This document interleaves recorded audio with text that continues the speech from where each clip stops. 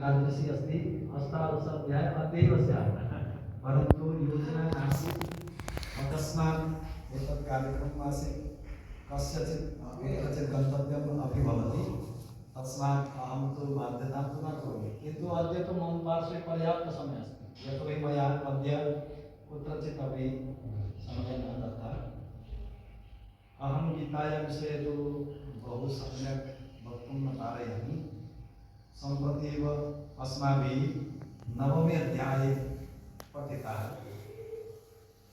अवजानन्ति मां मूढा मानुषीं तनुमाश्रितं परं भावमजानन्तो मम भूतं महेश्वरम्। मानुषा अवजानन्ति मां मूढा मानुषीं तनुमाश्रितं। भगवान श्री कृष्ण स्वयमेव कथयन्ति मानुषीं तनुमाश्रितं मां जना अवजानन्ति ते मूढ़ा भवन्ति। अर्थात मनुष्य के रूप में साक्षात मैं परमात्मा सर्वत्र विद्यमान हूँ और मनुष्य क्या करता है, साक्षात मनुष्य के रूप में मुझ परमात्मा की तिरस्कार करके उसको इग्नोर करके भगवान को अन्यत्र कहीं ढूंढता है। और साथ में ये भी कह दिया बोले नाहं प्रकाश सर्वस्य योग माया समावृता मूढ़ोऽयं नाभिजानाति लोको मां मजमव्ययम्। नाहं प्रकाश सर्वस्य, मूर्ख लोगों के लिए मैं प्रकाशित नहीं हूँ, मूर्ख लोगों को मैं मनुष्य ही दिखता हूँ लेकिन वो साक्षात परमात्मा नहीं। बोले ऐसा क्यों होता है, फिर हमें दिखाई क्यों नहीं देता? बोले दैवी ऐसा गुणमयी मम माया प्रत्यय, किसी को गुण दिखाई देते हैं और किसी को दोष दिखाई देते हैं। गुणमयी और दोषमयी मेरी माया है, इसी माया में सारे ये सोच लेते हैं मनुष्य है, जबकि भगवान कहते हैं साक्षात परमात्मा में हूँ। 7वां अध्याय और 9वां अध्याय, 2 अध्याय ऐसे अध्याय हैं जिनमें भगवान श्री कृष्ण ने अर्जुन को सावधान किया। ज्ञान और विज्ञान का सारा सार में इसी अध्याय में तेरे को बता देना चाहता हूँ। इसके बाद तेरे पास ज्ञातव्य कुछ बचेगा ही नहीं। तो अर्जुन ने कहा ऐसा क्या चीज बचेगा? अरे तो आपके सामने ही हमने सबने पढ़ा है। बोले अपरा प्रकृति और परा प्रकृति पूरी व्याख्या करते हैं भगवान श्री कृष्ण। अंतिम में यही कहते हैं संसार में जो कुछ व्यक्ति वस्तु और पदार्थ है साक्षात परमात्मा का रूप है। योग्यता के लिए सारे साधन हैं, हमारे पास इतनी योग्यता है गीता पाठ के माध्यम से, भागवत पाठ के माध्यम से हम प्रत्येक व्यक्ति वस्तु और पदार्थ में परमात्मा को देख करके हम व्यवहार कर सकें। ऐसे व्यवहार करने की अगर सामर्थ्य हमारे पास आ जाता है तो संसार का व्यवहार कभी हो ही नहीं सकता। मैं इन शब्दों के साथ अपने तरफ से मन साथ को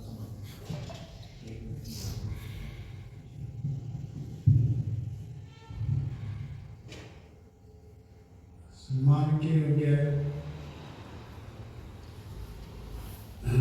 श्री गौर प्रसाद जी और श्री भूपेंद्र जी सीडीएल यूनिवर्सिटी में ये पीएचडी कर रहे हैं संस्कृत भाषा में, और कपिश जी और राकेश जी, श्री राधेश्याम पुजारी जी और ये छोटे बच्चे जो आए हुए हैं इनका भी बहुत बहुत धन्यवाद। आज एक छोटा सा ये जो प्रोग्राम गीता के उपलक्ष्य में किया गया है, ये थोड़ा सा ज़्यादा करने की इच्छा थी। डॉक्टर राकेश जी CDLU में associate professor head of the department Sanskrit है, और भूपेंद्र जी और एक सदस्य और थे, उनके साथ में मेरे पास आए कि ऐसा कुछ हमारी मन में इच्छा है कि हम गीता के उपलक्ष्य पर थोड़ा सा 2-4 अध्याय का पाठ किया जाए। तो जैसे राय लेगी वैसे मैंने ठीक समझा, जैसे भी परमात्मा का आदेश होता है, भगवान का आदेश होता है, उस प्रकार से मैंने कहा भाई स्थान तो हमारे पास है, कोई दिक्कत नहीं है, कोई प्रॉब्लम नहीं है, आप आइए, आपका मान सम्मान है, आपकी संस्था है, आपका मंदिर है, यहाँ कोई किसी का नहीं है।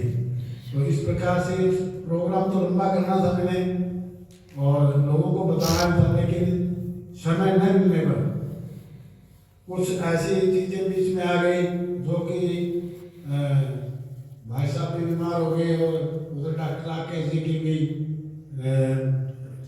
दिल्ली यूनिवर्सिटी में, और साथी बलजिंदर जी भी शायद जानते होंगे, रोड प्रसाद जी इसमें डीएवी स्कूल में लगे हुए पुलिस लाइन में, उनके यहाँ कोई घटना ऐसी घटनी वो आ नहीं पाए, तो इसके लिए चलो कोई बात नहीं। आज इतने भी बता रहे हैं, भगवान कृष्ण का नाम लिया गया है। भगवान कृष्ण तो ये कहते हैं कि सुख दुख के समय कृत्वा लाभ लाभो जयायो, सुख और दुख में, लाभ और हानि में मेरे को यथाशक्ति जान करके जो मेरी उपासना करता है, जो मेरी पूजा करता है, मैं उसको अपने अंदर ही विलीन कर लेता हूँ। तो ये बहुत सारा मतलब मेरे पास तो कुछ बोलने के लिए है नहीं, बाकी ये है कि जो परमात्मा की क्या दृष्टि है, भगवान का जैसे आदेश हुआ आप लोगों से यहाँ तक पहुँचे और सफलता प्राप्त की। यहीं पर मैं अपने शब्द कह करके कि वाणी को विश्राम देता हूँ। जय कृष्ण। जय। तो किसी चीज में, प्रकृति में, किसी पेड़ पौधों में, फूल में, फल में, सब्जी में रस ही नहीं होगा। तो इसलिए भगवान श्री कृष्ण ने हर चीज के अंदर चेतन तत्व को बताया। यूरोप में और हमारी कल्चर में, हमारे में और यूरोप के चिंतन में और दर्शन में यही भेद है। वो इस पूरी प्रकृति को जड़ मानते हैं और हम इस पूरी प्रकृति को चेतन मानते हैं। जब सब लोग ये समझने लग जाएंगे कि पूरी प्रकृति के अंदर चेतन तत्व है, तो प्रकृति का दोहन कोई नहीं करेगा। इसलिए हम घर बनाने से पहले भूमि पूजन करते हैं, कुआं खोदने से पहले भूमि पूजन करते हैं, बोरवेल करने से पहले भूमि पूजन करते हैं। तो इस तरह से ये प्रकृति, ये परंपराएं हमारी हैं। तो जब हम गीता का जितना ज़्यादा स्वाध्याय करेंगे, हमें स्पष्ट होता चला जाएगा। फिर हम अनुवाद पर डिपेंड नहीं हैं। अब हम किस पे डिपेंड हैं? गोरखपुर वालों ने जो नीचे हिंदी लिख रखी है, आप उसको ही पढ़ सकते हैं, क्योंकि हम संस्कृत नहीं आती। इसलिए संस्कृत भारती सरल संस्कृत सिखाती है ताकि हम गीता को समझ सकें और अगले वर्ष से पूरे 18 अध्याय का पाठ कर सकें, उनको समझ सकें। इतनी शक्ति भगवान श्री कृष्ण से हमारी याचना करते हैं और वो हमारी मनोकामनाओं को पूर्ण करेंगे। कई बार हमारे मन में आता बहुत कम लोग आए, अच्छे काम में काफी लोग होते हैं, समझने वाले लोग, अच्छे काम में लगे हुए लोगों की संख्या कम होती है, लेकिन जहाँ शुरुआत होती है वहाँ कम से ही होती है। तो अगले वर्ष और इस योजना को और इस काम को और बढ़ाएंगे। हर व्यक्ति 2-2, 3-3, 4-4 लोगों को हम जोड़ेंगे और पूरा अखंड गीता पाठ अगले वर्ष करेंगे।